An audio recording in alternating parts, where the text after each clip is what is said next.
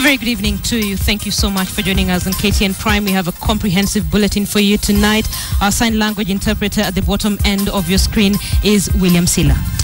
The government appears to have changed tune once more, who was behind the killings in Lamu in June.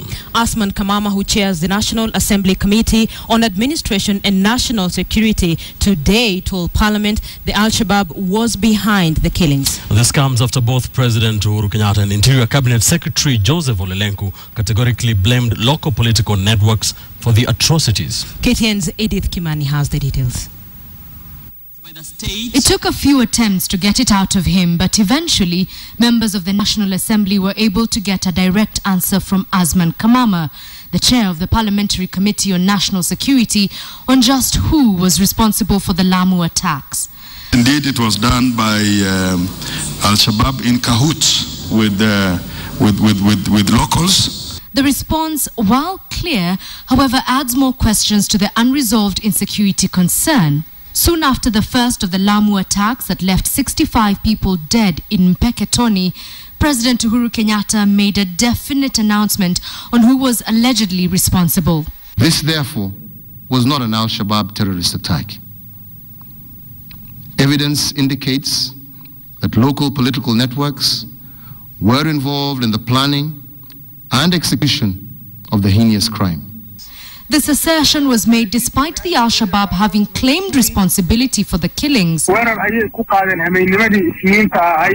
month later, Cabinet Secretary Joseph Lenku would, with similar persuasion, make another accusation against politicians. Opposition preparing Mungiki to advance their agenda. Opposition trying to use MRC to undermine security. Or even opposition trying to even give Al-Shabaab some energy to show that there is a problem of insecurity. Wakenya mpaka tukatae hiyo. So whose version of the story is right? Kamama's claim in Parliament today could only have been made with the authority of the executive.